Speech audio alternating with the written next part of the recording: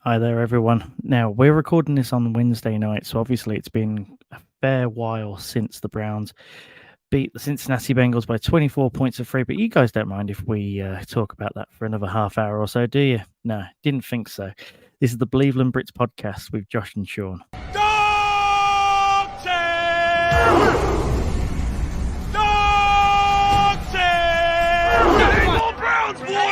Just the same old Browns! Garrett's going to get him, and he knocks the ball away. Caught by Donovan Peoples-Jones! Touchdown! He got it! He got Chubb! He's to the 30, 20, 10, 5, touchdown! Wow, what a struggle. The way it should be, I guess. Brownies, here we go! Woo, woo. Here we go, Brownies!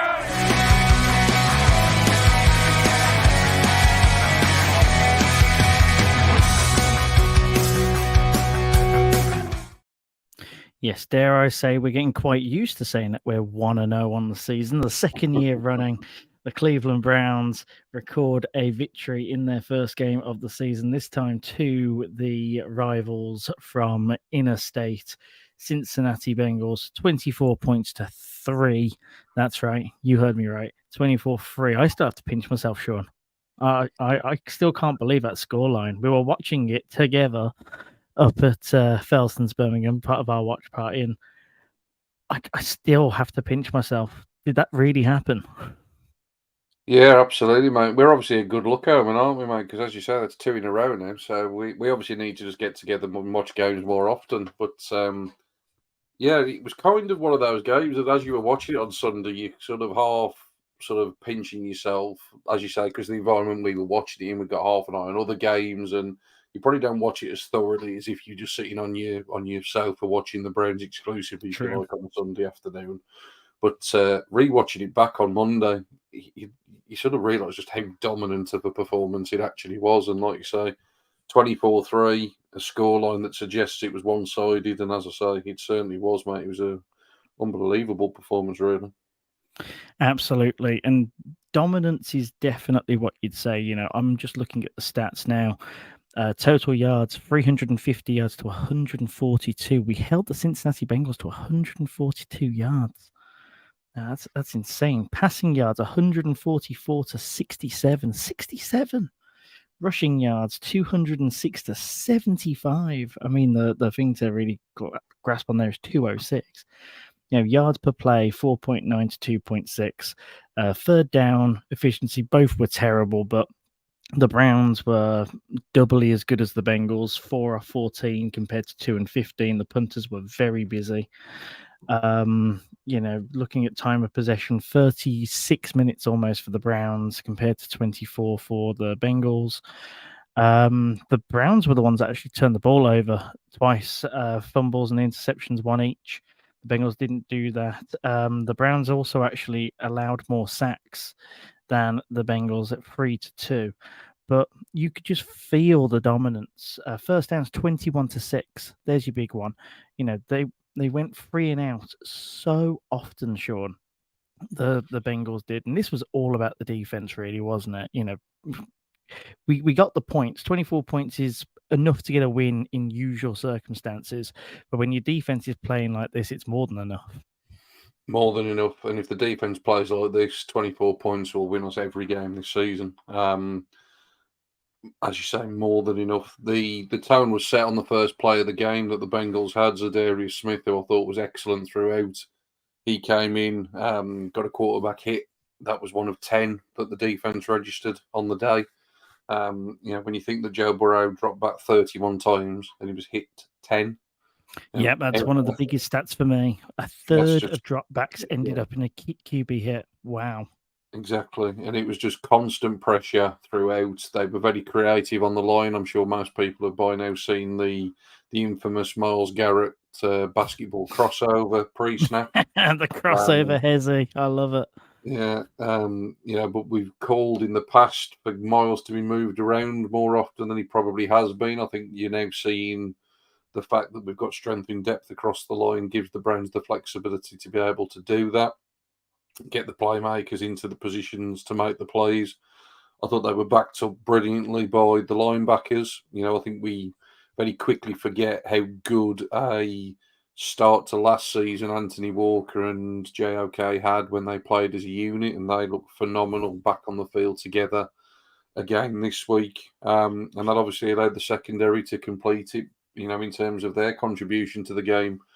Grant Delpit was phenomenal. Probably, you would argue, the best defensive player on the day. And he was everywhere as well. They put, Schwartz put him in about 4 or 5 different spots, and he executed every time. Absolutely, mate. And like I say, I think that the key thing that stood out for me was the communication on the defense. How many times last year did we see, especially early doors, yeah, especially in the early games. And we could be good for 65, 70% of the time, and then all of a sudden there'd just be a complete breakdown. Somebody would be running completely free. There'd be a blown assignment or a blown coverage, and all the good work that had been done just disappeared. But as I say, that just was not the case on Sunday. It was constant. It was consistent. Everybody contributed on the defensive side of the ball. The Bengals, as you say, 2 of 15 on third down. They actually converted their first third down of the day. So they went 1. So they were 1 for 14. 1 for 14 after Jim Schwartz made his adjustments. Yeah, so no, one's too many. We're adjusting now. Just phenomenal. And so much reason to be excited. You can see the difference that Dalvin Tomlinson, Maurice Hurst, Shelby Harris have made on that defensive line. You're talking 3 players there that weren't here last year. Zadarius Smith was excellent. He's another player that wasn't here last year, obviously. Ogbo, he got credited with the sack, which, was the ultimate team sack, really. That was the one with the Myles Garrett crossovers and stepovers. Yeah. And realistically, any of those 4 could have got it in the end. It was one of those where it's just Joe had to pick his poison as to who he was getting sacked by. Exactly, mate. So, yeah, it was, like I said, just phenomenal all the way around on the defensive side of the ball. I thought it was excellent. Offensively, relatively quiet day, but then you go back and you actually look at it and you say, well, actually, 206 yards rushing. 106 for Nick Chubb. I mean, let's be honest, you know what you're going to get with Nick Chubb, and, nearly enough 6 yards a carry. But then you add that additional weapon of 45 on 5 for Deshaun Watson, including the touchdown run, obviously, which looked to me like a designed play call as well. Yeah, it did, didn't it? Yeah. And also, it just looked obvious. It was just that read. I reckon it was a QB read, and there was no one covering that side. He could have walked it in. It was that easy. Yeah, but it was a ballsy call considering that we hadn't got any timeouts left. We would have had enough time to get on the ball and spike it, don't get me wrong. So, it wasn't a case of touchdown or bust, but, you'd have probably then potentially been having to settle for a field goal to end the half. So a really ballsy call. It's more why the fake would have worked. Yeah. Elijah Moore getting involved as well. I mean, he probably ran for 90 yards on his 19-yard game because he kept traversing field. But I think that showed you what Elijah Moore brings to the offense. He had the longest reception on the day. He had the longest carry of the day. He's been brought in to give us that explosiveness on the offense. The only minor concern, I guess, from the running game was Jerome Ford. He put the ball on the ground. The conditions weren't ideal on Sunday. His longest carry of the day, 17 yards. You take that off the stat line, that'd mean 14 carries for the other 22 yards. So there's still not a huge amount of production coming outside of Nick Chubb. No, and that will be a problem. But could you argue that he was there to, just add to the attrition of it all? Because, you look at Nick Chubb and, 106 yards off 18 carries, which is a typical Chubb day. And it's just the case that you need someone that's going to keep the line honest when Chubb's not on the field. The question is, do you necessarily need a rusher that does a lot of production when Chubb's not on the field? Or do you need someone that's going to just, keep chipping at the line for when, you're looking to get that play action pass or that Deshaun run or somebody else in? Is that what they're looking at instead of having a true 1-2 punch in the same way that Kareem Hunt was. Because if you wanted that, you'd sign Hunt back now, surely. Yeah, look, I've said for the longest time now, let's be honest, if he could do it, you'd want Chubb on the field for every play. So, I'm actually quite glad that they haven't got that Kareem Hunt level backup, if you like, because Kareem Hunt was certainly in his first couple of years with the team, he was playing at a level which many people would have had you then believe he could be a starter in most teams. And, it was difficult to argue against in the first couple of years. It obviously dropped off to the point where, I don't think it's a real shame that he's now been released, and I don't think there's many people clamouring for him to come back. I do, however, think that they can probably improve on the position as it is. I think Jerome Ford's one of those that will be under the microscope a little bit. They obviously brought in Pierre Strong from the Patriots at the back end of training camp, possibly a move because of Ford potentially being injured. But if you look at what Dearness Johnson was able to bring, if you like, as a complementary piece in the running game, when Chubb wasn't available, when Hunt wasn't available, Dearness Johnson had some pretty reasonable games for the Browns. That's the kind of level of production that you'd probably want from that additional runner in the backfield. But ultimately, look, it's Chubb's team, isn't it? Let's be honest. As you say, you're going to need somebody to pick up a bulk of carries. And depending on how the game goes, it was obviously leaned on more this week because of the conditions. You're going to probably get more from the passing game most weeks than what we saw this week. And look, it's only a minor concern. As I say, I'm giving him plenty of leeway, like I say, with the conditions being what they were. Let's be honest, also, it's his first reasonable amount of action that he's seen in a proper game environment as well, isn't he? I know he was obviously on the roster last year, but he hardly carried the ball. Yeah, exactly. I felt like he did a job for what he was there to do, personally. Yeah. Realistically, he helped wind the clock down. I think that they lent more on him as the score was looking more and more likely to just dwindle out. And realistically, you just want to get out of there with as few casualties as possible at that point and just wind the clock. And he was good enough to be, towards the end of the game when the line starts tiring, he was able to get a few more yards in as well. So, I think that he will, he'll learn from this, as you rightfully say. He's not really seen much pitch time. I don't think the plan was necessarily to have Ford as the number 2 in that 1-2 punch. But they are where they are with it, and they obviously trust him to do it. Otherwise, they wouldn't have given him 15 carries. Maybe the number of carries is also down to the fact that they didn't want to give Watson 40, 50 attempts in what was just insane rain.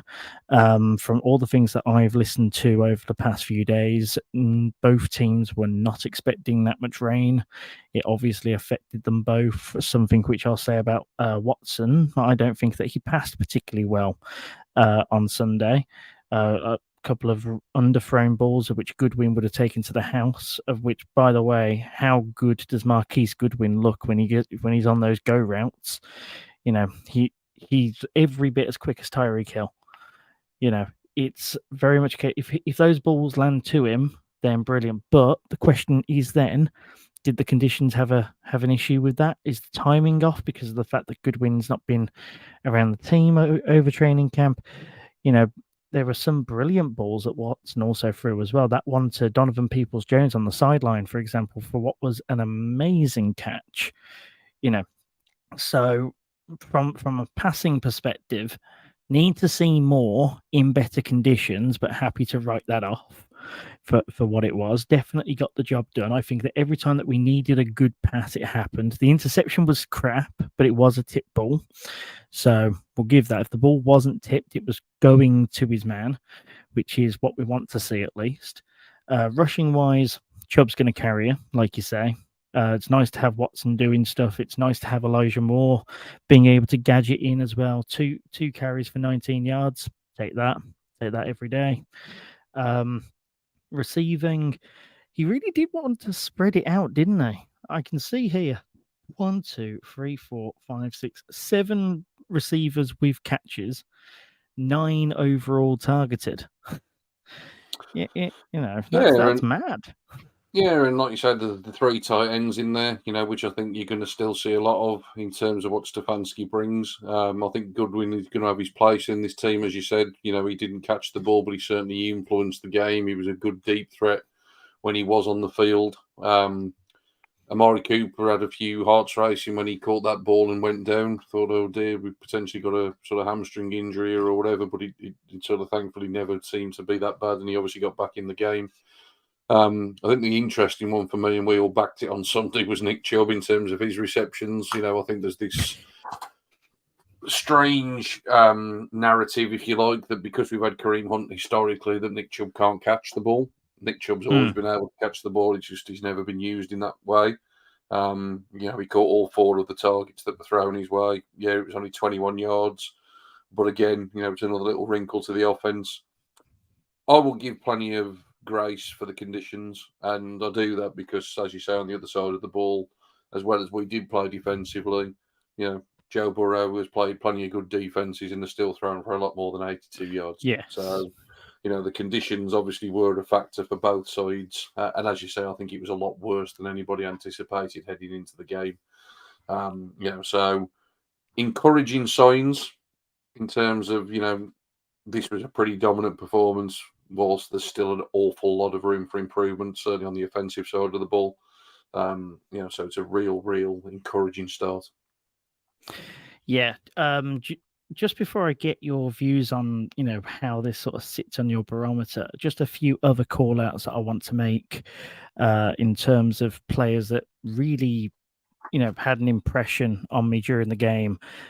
You've already called out Grant Delpit, 7 tackles. That's amazing for a safety to get in a game where they didn't move the ball beyond the sticks, hardly ever. Martin Emerson had a ridiculous game. Everything that came through to him was just lockdown. He's playing like a solid NFL starter. I really didn't like the pick last year. Proved me well wrong last year and also at the start of this. And I think that obviously Schwartz is liking him enough and trusting him enough to go against these world-class receivers.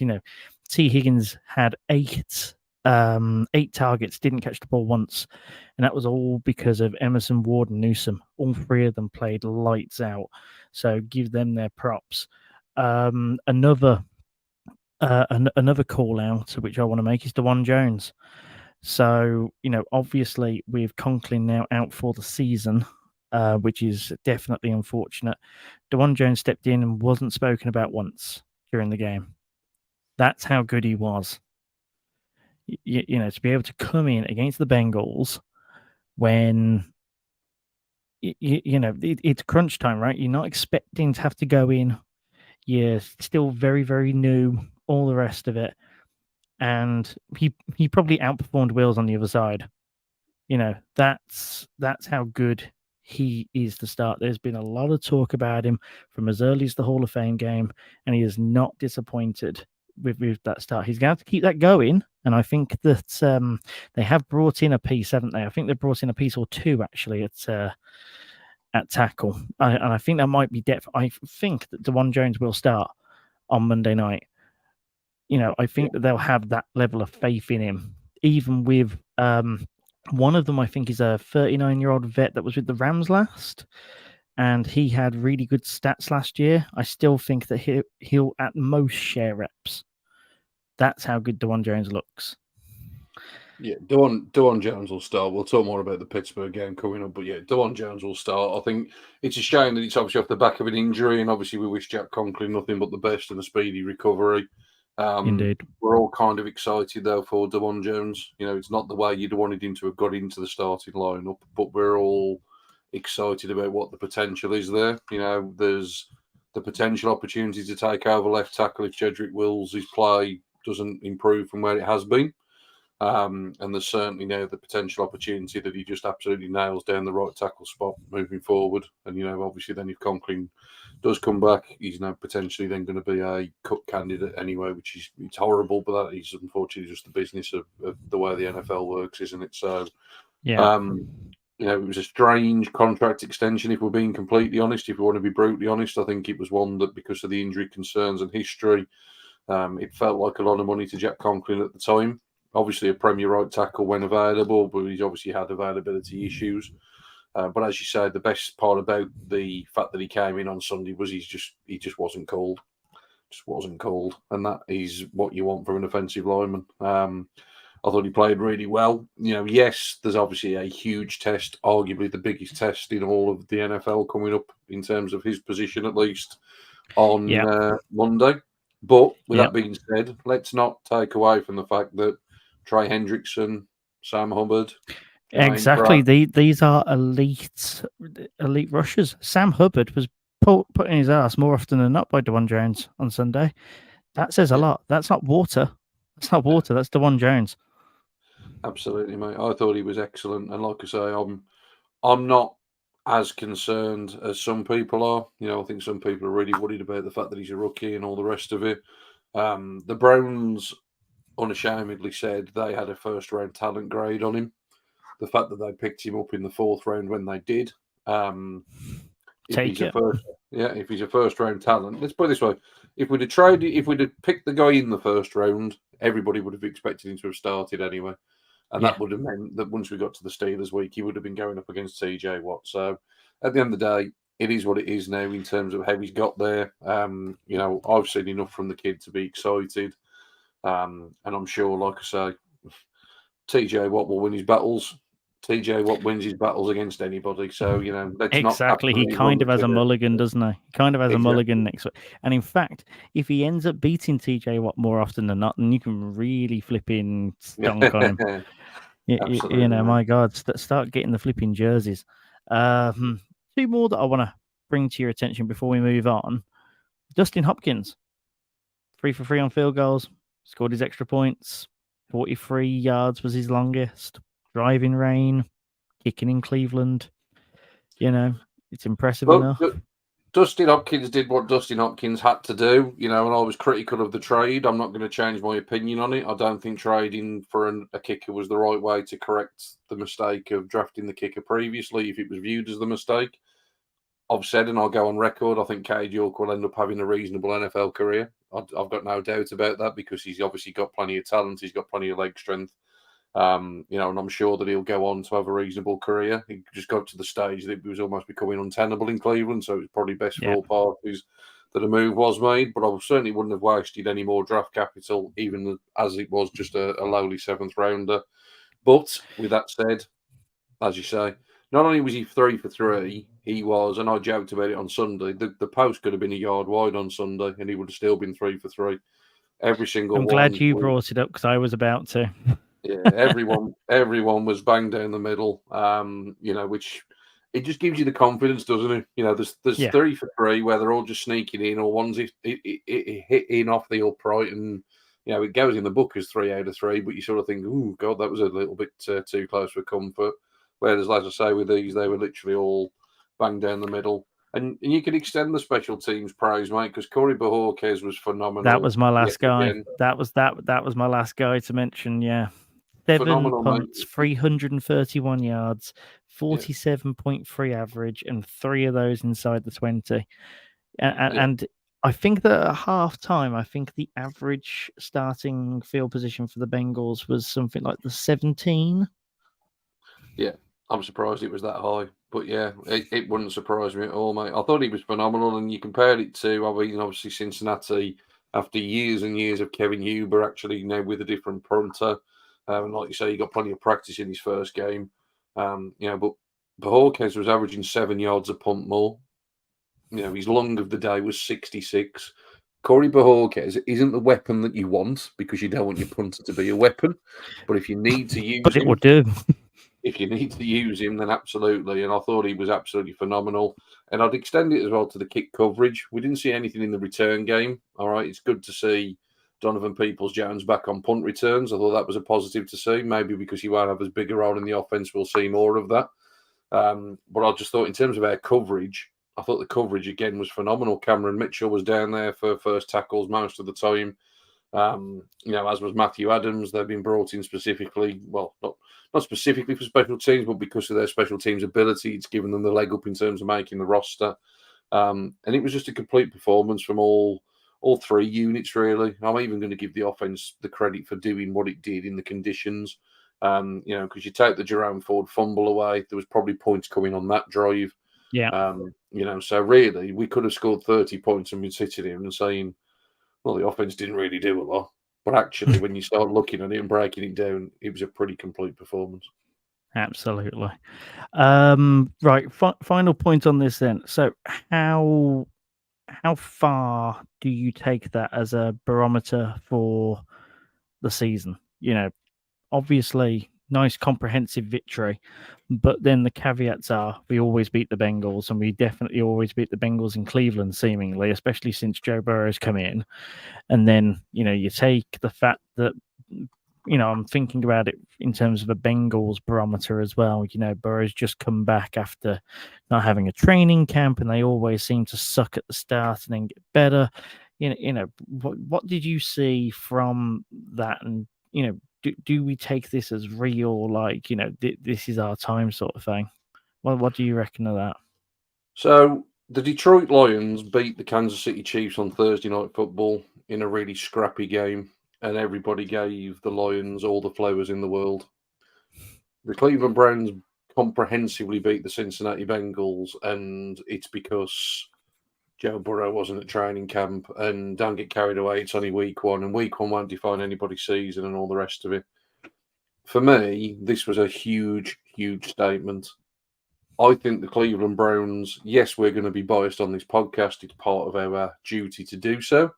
But I think the Cleveland Browns are a much, much better team and a much, much better roster than most NFL analysts and neutrals will want to give them credit for.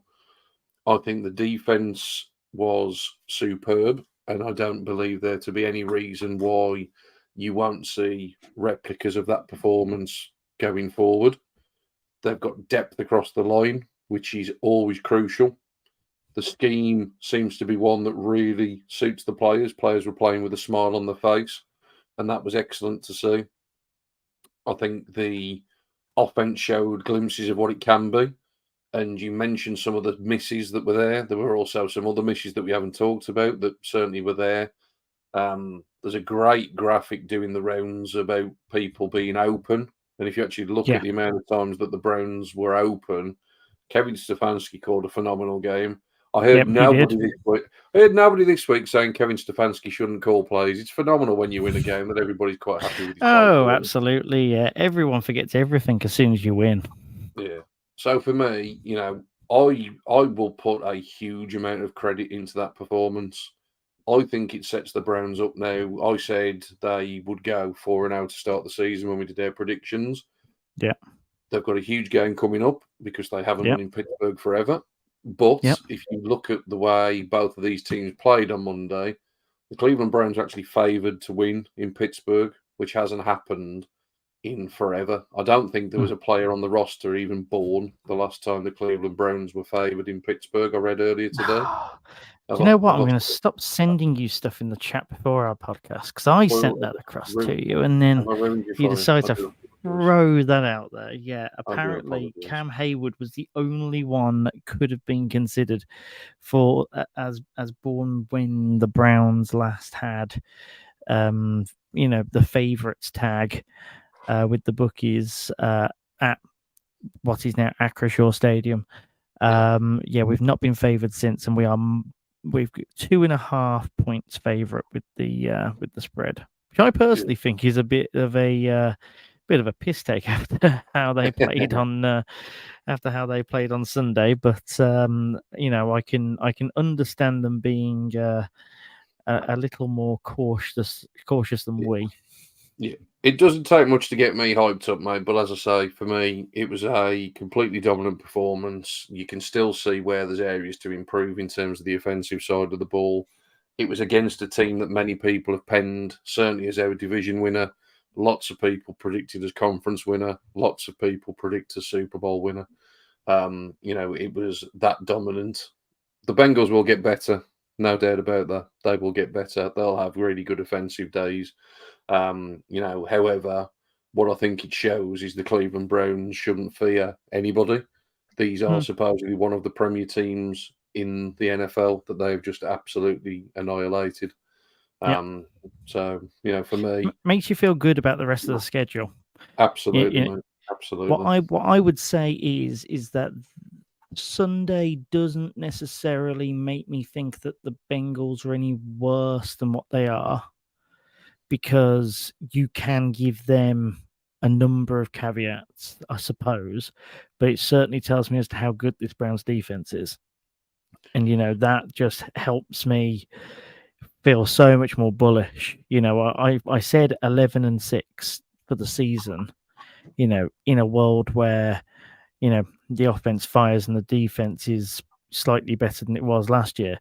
If the defense is going to help out the offense and carry it that bit more, then I'm very bullish on that 11.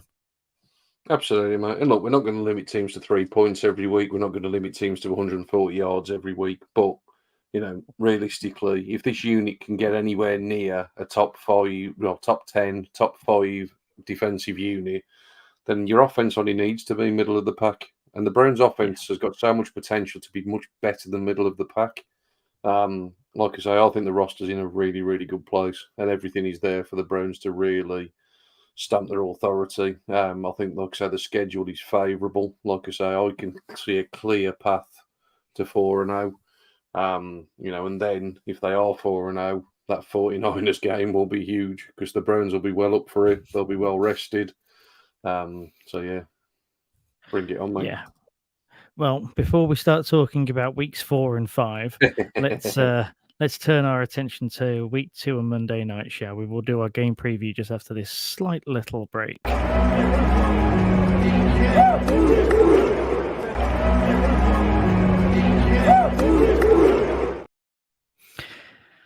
Yeah, that just gave me enough time to be able to flip over my my tab to the Pittsburgh 49ers stats. So obviously, Pittsburgh Steelers away is Monday Night Football, and it's our next game. The Pittsburgh Steelers reeling after losing 30 points to 7. God, that feels good to say. Against the San Francisco 49ers. Realistically, what we saw there were 2 individuals in particular just going off against the Steelers defense. Christian McCaffrey, 152 yards off 22 carries. Brandon Ayuk, 129 yards off 8 receptions. And then when we look at the Steelers side of the ball, they couldn't get anything. They didn't really try anything on the ground. There was only 10 attempts on the ground because they were already quite behind. Pickett ended up having himself picked off twice. 31 completions from 46, 232 yards in the tutty. Allen Robinson ended up being the best receiver with 64 yards. Just looking to see, TJ Watt got 3 sacks, which is concerning.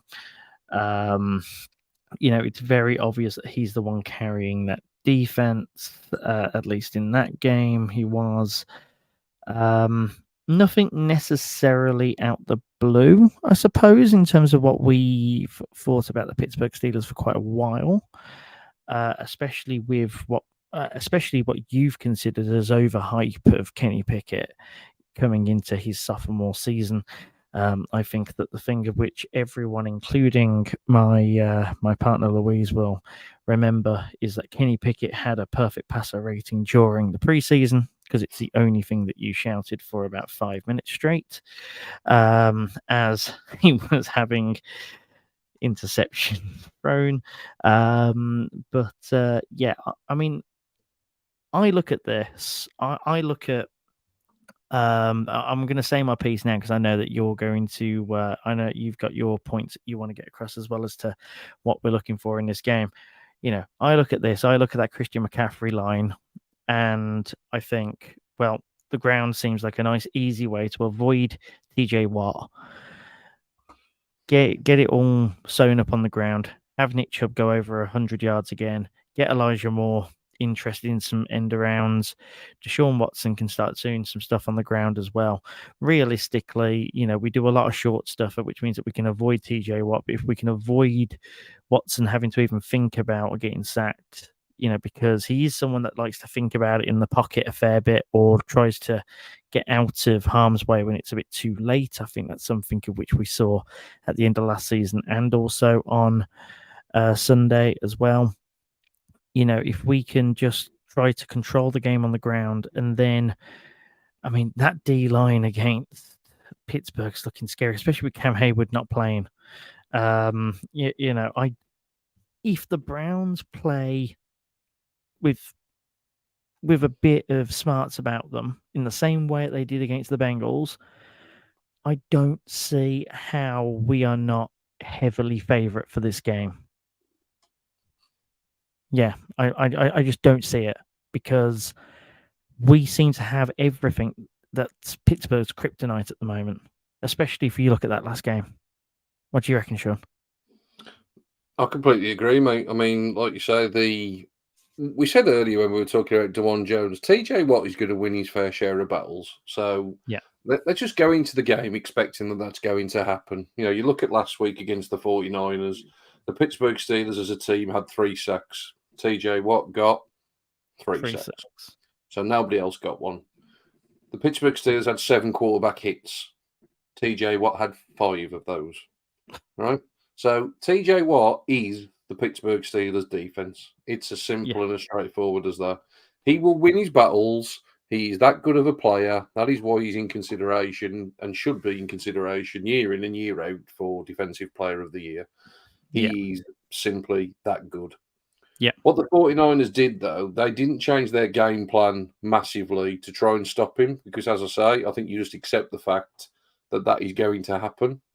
Yeah. I often hear people say, double up on him, put the tight end on that side, make sure he's getting chipped when you come off the line. There's all this kind of stuff. I saw a stat today. I think the San Francisco 49ers double-teamed TJ Watt 3 times in the entire game. That's all they did.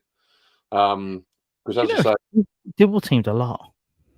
Miles Garrett, triple-teamed, quadruple-teamed, and quintuple-teamed, but TJ Watt barely gets double-teamed.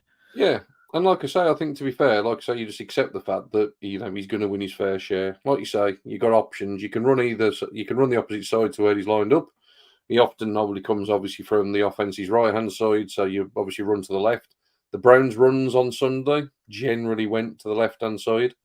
So by design, maybe that's where they'll go more often anyway. I think you'll obviously also have plenty of opportunity for quick passing. So as you say, there'll be more. I think of David Njoku this week. He wasn't a massive part of it last week. I think you'll probably see more Njoku. Yeah, I was surprised by that. I almost had a bet on Njoku to get at least 1 touchdown on Sunday, and God was I proved wrong. It was barely a factor.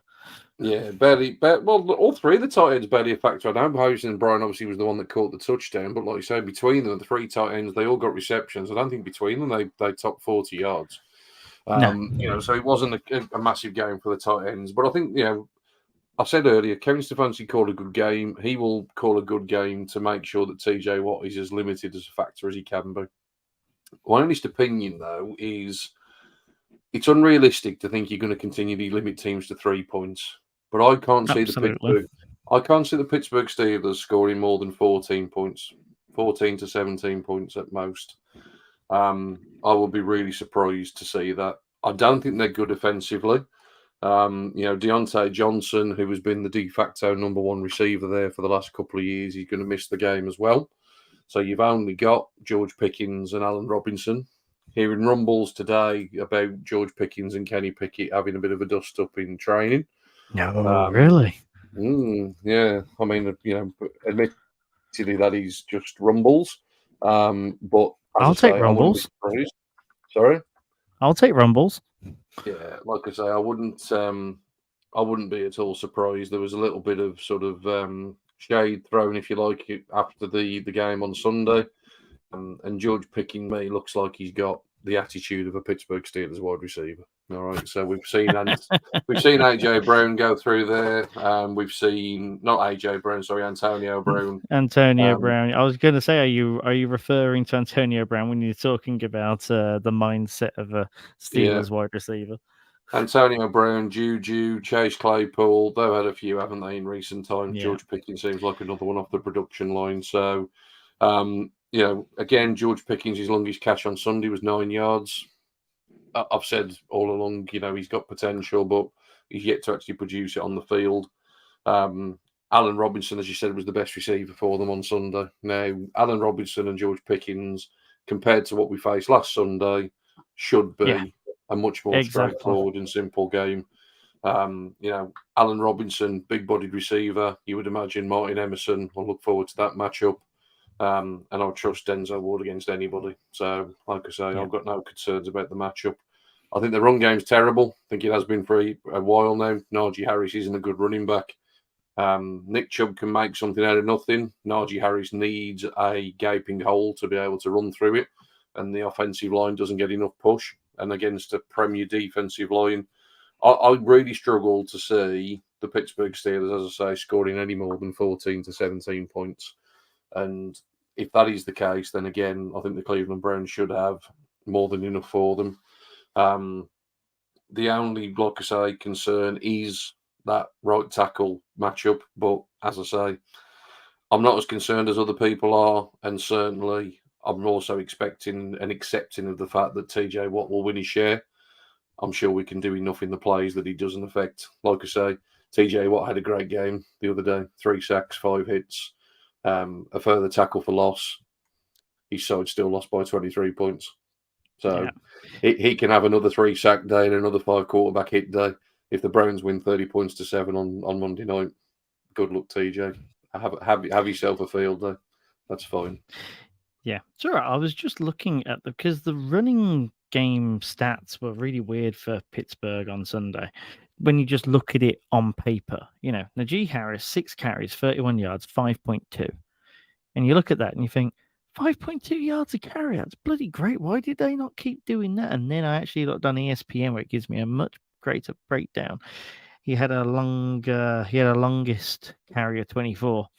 So realistically, it's 5 for 7. And then you start to think, and that's more like the stat line you used to. Absolutely. Yeah. So starting to understand that a bit more now. But look, it's difficult for me to try and climb off this optimism because, like I said to you before, conceding to you, we seem to have the Steelers' number at every turn. The only thing that Pickett seems to have is the short pass game, of which we completely nailed on Sunday. Burrow's a short passer in the main. People will say, oh, no, he's not, constantly throwing up to Jason Higgins down the field. No, he's a short passer first. Or at the very least, a quick passer first. Not really much in the rush game. Brilliant. Means that we can focus on QB hits. That's exactly what you want to hear. Only 2 receivers of note. We got 3 3 cornerbacks that could definitely do a job against any of those. On the flip side of the ball, like you said, the entire defense seems to be TJ Watt. Brilliant. You can scheme for that. And also the safeties are good as well. So maybe just don't throw it long. Fine. Nick Chubb's going to have a flipping field down Monday. Hit the overs on Nick Chubb for absolutely bloody everything. It's one of those. So, the only thing really now to discuss really on that is what's your score prediction? It's one of those because, again, like you say, you don't come across as being overconfident and being accused of sort of, celebrating a victory before it's happened. But you're here amongst friends. Only Browns fans listen to this podcast. I agree with you. When you look at -2.5, I think it's almost a little bit insulting. But we have got history against us. As I say, it's been forever and a day since we've won there. Usually, the Steelers, particularly at home, tend to bring a real aggressiveness and nastiness to the play. Not in a bad way. I'm not sitting here saying they cheat or anything like that. I know that you'll get some Browns fans that will jump on that bandwagon, but they've just always played hard, physical football. I think this Browns defense, the way they played on Sunday, are up for that kind of fight, and they'll match up well against anybody. I see the Browns winning this a shade comfortably, if I'm being honest. I said I don't see the Steelers scoring any more than 14 points, so I'm not going to give them any more than that. I'm going to say the Pittsburgh Steelers score 10, and I'm going to say the Cleveland Browns win it a shade comfortably by the score of 27 points to 10. Not too far away from me, which is interesting. I always seem to be a bit more conservative than you, mind, although not by much, as you'll be happy to know. I've got us because I think that it's going to be sticky to start. I can just see the atmosphere being up for trying to rally them on to start off with, but then as the resolve starts to break, we start to break free. I've got in my head, let's see, I've got 24, so the same as, was it 23 or 24 that we scored on 24. Sunday? It was 24, yeah. Same sort of thing there. So 24-13.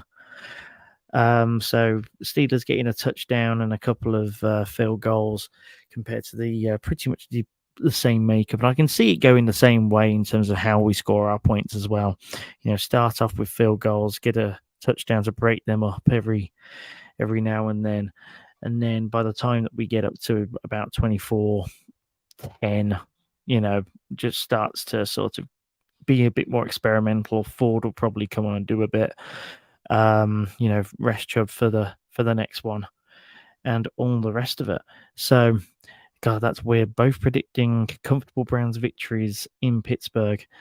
Obviously, the last time that we beat Pittsburgh was 3 years ago now, of which was that playoff game, the infamous playoff win. The last time that we did it in the regular season, don't even think I was watching the Browns then. I definitely wasn't, actually. No, I'm unsure if I was born. God, how long has it been? I'd have to actually look that up. I've set myself up for complete failure there. But that tells you just how big this would be. This would be, something massive. I think that going 2-0, this would be the first time going 2-0 since like 93. Yeah, and that just goes to show you just how bad it's been for how long it's been, doesn't it? It's frightening just how bad the record actually has been, as you say. But yeah, you got to go all the way back to 2003 is the last regular season win in Pittsburgh. So it's 20 years since the last regular season win. They won that game 33 points to 13. And then, as you say, the wild card game is the most recent one. It's 48-37. Obviously, that was only a few years ago, obviously in the COVID era. So yeah, it's been a long old time, but it's felt as though for the last couple of years, as though the tide is changing in terms of the dominance in the division. And I think the difficult thing for the Browns, and like I said, this is probably why we are not getting the love from the national media and everything, is until they actually prove that they're going to do it, no one's going to believe that they will do it. But I would say, if you actually look at it just from a talent perspective, certainly if you look at it from week one's performance perspective, big shout out to Fox Sports having us fourth in their power rankings.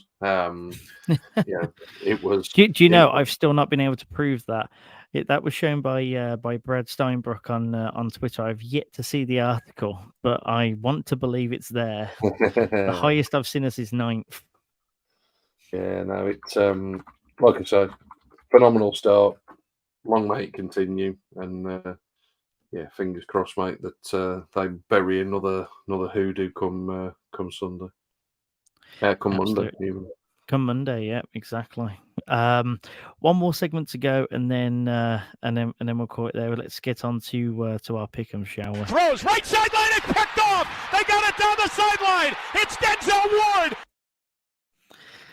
Yeah, I just had to. I saw pick'ems as the segment, and I knew I had to use that commentary piece somewhere else. So obviously you'll have realised by now, if you've stayed listening to this for the past 50 minutes, that Owain is not with us. He was with us on Sunday, watching the game in Birmingham. He's just got a really busy schedule and has been unable to find room for us. He tells us that it's absolutely not because he met us and had doubts as to whether or not he could continue. He should be back next week.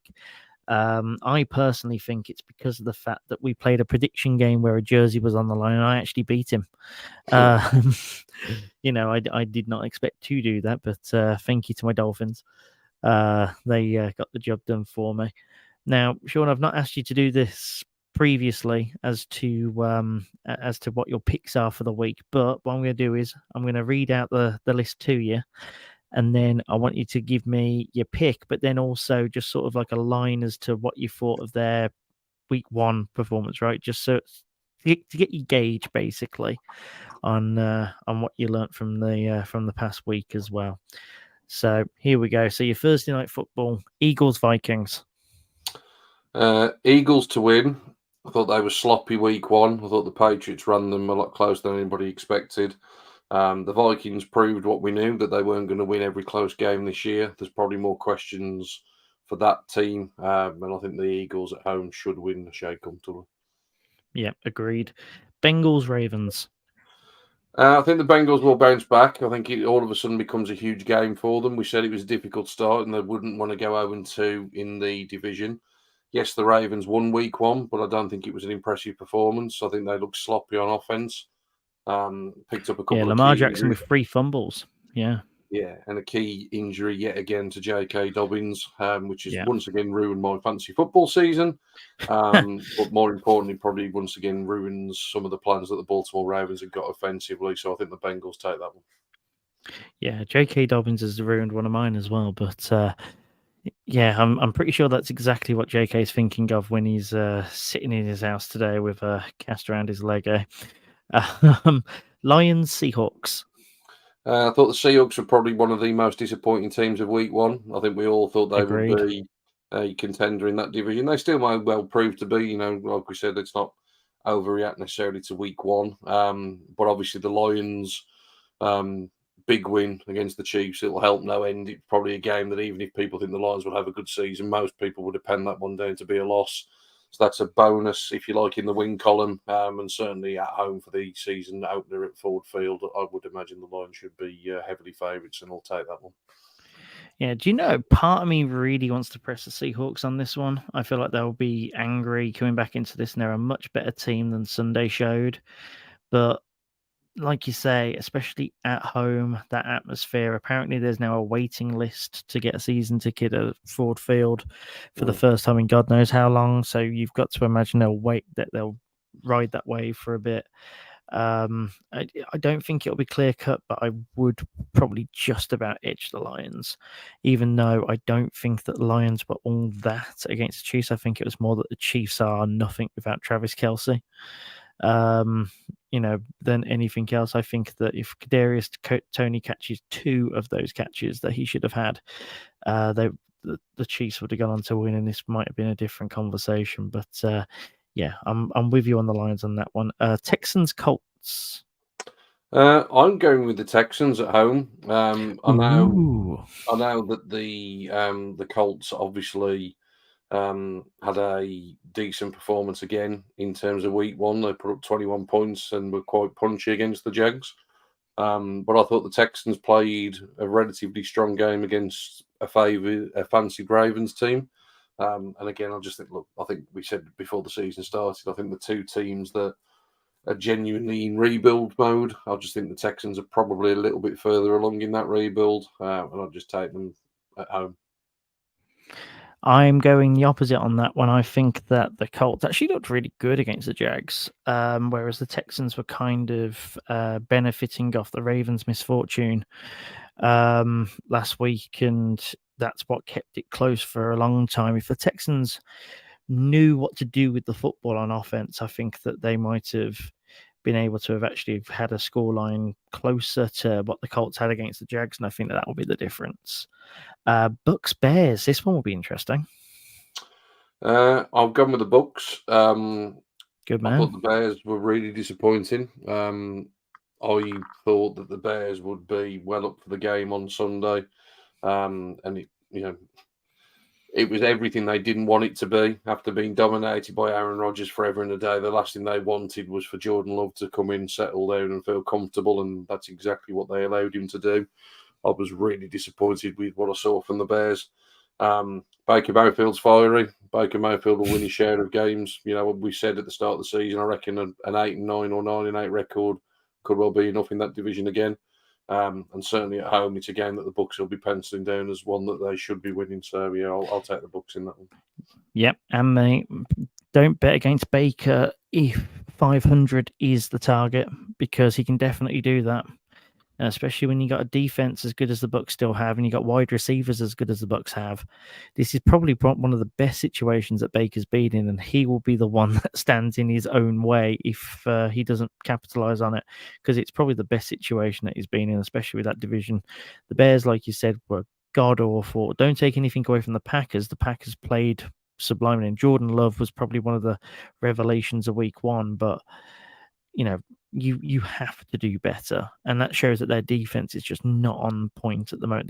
The defense is very un-Bears like, and if the Bears are going to do that against the Bucs, I can easily see Baker taking advantage of that one. Probably the most interesting game of the week, and I don't think it's on Sky, is it? Jags Chiefs. It is on Sky. Oh, it is on Sky. That's all right. Yeah, it is on Sky. It's the 6 o'clock on Sunday, so I'll be probably watching this one. I know a lot of people like Red Zone when their own team aren't on, but I personally like to generally watch a game and get the flow of the game. Yeah. And obviously, me and Owain have been on the Jags train for a while. Yes. Yeah, and I'm staying on But the are train. you on it for this? I was going to say am. you're staying on the train. I'm staying on the train.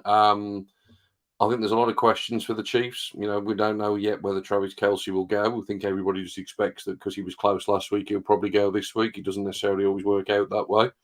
I also think that the Jags, there were some issues in terms of the offensive line, which I think people have expected with the Jags, particularly in the first 4 games while Robinson's serving his suspension. But I thought Calvin Ridley added a extra dimension to the offense. It was great to see him back from a neutral's perspective. He's one of my favourite receivers to watch. He looked really good in his first bit of action.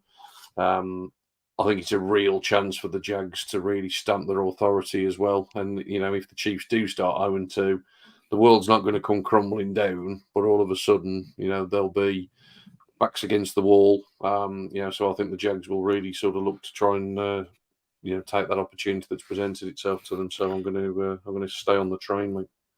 Yeah, and I think that we speak for Owain as well when we say that he's probably on the train as well for this one, because that sounds like exactly the kind of thing that Owain would have said. Yeah, I'm the driver and he's the conductor, mate. That's what's going on here. It's probably the only thing you two agree on a constant basis. I'm going to stick with the Chiefs on this one. I can't see the Chiefs going 0-2. I felt that the Jags had quite a few issues on Sunday against the Colts, and if you've got issues against the Colts early doors, then what are the Chiefs going to do to you? Chris Jones will be back. I mean, if Kelsey's back and good to go, then that adds obviously another dimension. Do I think that the Chiefs wide receivers will be that bad 2 weeks running? I don't. Do I think that the Lions and the Jags are comparable in terms of their current skill sets? I do. So, judging by that, I'm expecting a sorted out improvement from the Chiefs that would have taken them beyond the Lions last week and therefore beyond the Jags. Falcons, Packers. Well, that's another tasty one. Yeah, I've gone with the Falcons. I think this is a real 50-50 game, to be honest. I'm still quite low on the Packers. I think, like I say, I think the Bears were that disappointing week one, and I'm not putting a huge amount of credence into that Packers performance, although I will say that Jordan Love impressed me more than I thought he was going to. I think the Falcons stumbled along, if you like, to a win. It took them a while to get going. I thought Jesse Bates made a huge difference on the defense. 3 turnovers on debut. That's the way to sort of show people why you got paid the kind of money you got paid in the off season. For me, it's a bit of a flip-em game, but I'll just about take the Falcons at home. I think it's the closest one in terms of on the pick'ems this week as well, in terms of what people have picked outside of the Browns Steelers. Ironically, I think it's 56% have gone Packers, 44 Falcons at this stage. So tight game, but I'll just about probably shade it with the Falcons.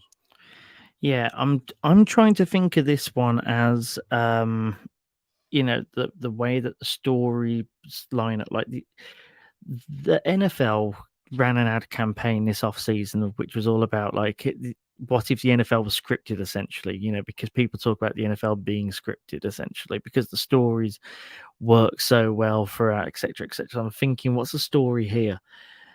The Packers being unexpectedly good early sounds like an NFL story that would happen.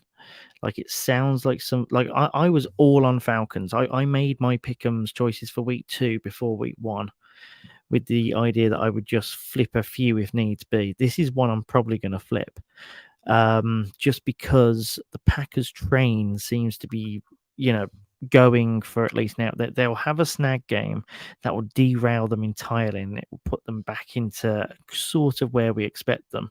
I just don't think it's yet. I think the Falcons is a great game for them to continue this feel-good factor for a little longer. Off the high of playing against the Bears the way that they did. So, at the moment, I don't feel like I'm agreeing with you all that much, Shaun, but it's all because I think that they're relatively close. I think that this is actually a great week of games. Bills Raiders. Now, this one could actually be quite close. I'll kick off on this one. I'm going to stick with the Bills, but I don't think it. I don't know what the spread is currently, but if it's any more than like 4, then I would probably go with the Raiders on the spread. Because I think it will end up being quite tight. The Raiders played a tidy enough game against the Broncos. The Broncos are not a bad team. Sean Payton teams are not bad teams. And they conducted themselves really well there. The Bills, Josh Allen had the worst game I think he's ever had in the NFL on Monday night. And I don't see as to where the immediate improvement comes. But the New York Jets defense was insane. The Raiders don't have that kind of defense, but I do think that, there were always questions around the Bills, weren't there? And I think that this is just asked more questions than answered, really. And this will be a prove it game. I think the Bills will win, but it won't be by much. You better get your money out, mate. The spread's 9.5. Oh, yikes! 9.5. Oh, they're going to win by 10 now, aren't they? And screaming over. The spread's 9.5. I big. kind of agree with what you said there. I don't see it being 9.5. I actually think Jimmy G's a really good option for the Raiders. People can criticise him as much as they like. He's another quarterback that has consistently just won games when he's played. He's obviously really comfortable in the offense.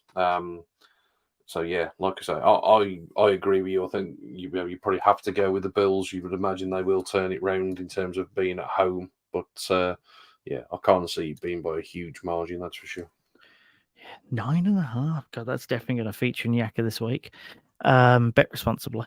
Titans Chargers. I don't even think we need to go into this one too much, do we? Nah, Chargers all day. Yeah, just take it as that. Felt like they played actually really well against the Dolphins. Defense, few questions, but I don't think that the Titans are the ones that are going to be asking the questions there. Another one that doesn't. Actually, I don't know. The Rams had a really good Sunday. Rams 49ers. I think it's only going one way, but that's not necessarily at the detriment of the Rams after that week. The only thing I always think with this one, there's a certain rivalry, or there's certain rivalries within this division where one team tends to dominate it, and I don't know if this is one of them. We always have to look it up because it always comes up. We always do. We talk about this every year. I swear it's that the Cardinals beat the Niners. The Niners beat the Rams. I can't remember. Can't remember what it is, but yeah, can't remember. Surely the 49ers are going to take care of the business here, surely. Yeah. This one was previously a cert, and actually no, I'm still going to say the Giants. Sod it. Cardinals, Giants. Yeah, I'm still with the Giants. Like I say, I think that Sunday Night Football was just one of those car crashes that sometimes happen. They had Just a a bit of bad snowball of bad bit of luck bad luck, and the block everything kick, else. and just Yeah. all of a sudden you find yourself 20 points behind, and everything that you've planned for has just gone out the window. Yeah. I And will the still take Cardinals are just bad. I'll still take the Giants. Yeah. When you have a blocked field goal that's taken to the house and then 3 fumbles in comfortable situations, you know that something's just not going your way that day. I mean, we feel really bad for the Giants guys that we met at the kickoff party. They were great sports and all the rest of it, and they ended up staying up all that time, holed out in a casino watching the game. And yeah, I couldn't imagine going all that way and then that happening. I mean, that was one of my worries about the Browns game, and it just came to life for them in a much worse spot. A good game on paper turned bad next with the news of Aaron Rodgers. Obviously, snapping his Achilles. Cowboys, Jets. Yeah, the only thing I would say to that is, look, I think the Cowboys are obviously now going to be massively favoured. Obviously, their performance in Week 1, should give them plenty of reason for people to be high on the Cowboys as well. All I would say on the Jets is, yes, it's obviously huge news. Let's not try and dress it up any other way. But this roster is more than good enough to be competitive with some competent quarterback play. Zach Wilson, by de facto, is going to start unless there's a move that he's made. I haven't heard his name mentioned, but Browns fans will probably like this one as a suggestion. I would ring the Redskins. God, that's been a while. I would ring the Commanders. And if they're not going to play Jacoby Brissett, I would be interested. They're not going to be able to go and get a huge marquee name because no one's going to give them one, and not one is available. For me, Jacoby Brissett would be everything that they would want him to be. Game manager, good with the ball, doesn't turn it over. Will let the defense keep them competitive. Jacoby would take him to the playoffs. Yeah. So yeah, I think this is a good roster. I think the Cowboys win this game because they're at home. I'd have probably gone with the Cowboys anyway, even if Aaron Rodgers had been playing.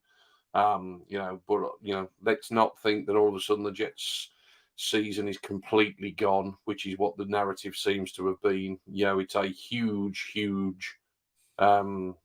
setback, no doubt about that. But the season's still very much salvageable. They still managed to win that game Monday night, let's not forget. Yes, they did, despite all sorts of nonsense. I would say that Zach Wilson's not going to give you competent quarterback play, so they are going to have to find someone if they are serious about that and not just having this as a dead rubber season now. That defense is insane. We were talking about the Browns defense. That Jets defense is something else, in my eyes. The Brees Hall, even at 80%, just wow. I think that they did ask some questions about the Bills that people have only been half asking, and now it's in full view. So that's definitely one thing. The Cowboys obviously took everything which was handed to them against Giants, but they were handed to them. I think that if it wasn't Zach Wilson under center, I would have had this at a 50-50, but now I have to just look at the Cowboys and just see that as a de facto. Let's put it this way. The spread for these games, right? The New York Jets, 9.5-point underdog at the Cowboys.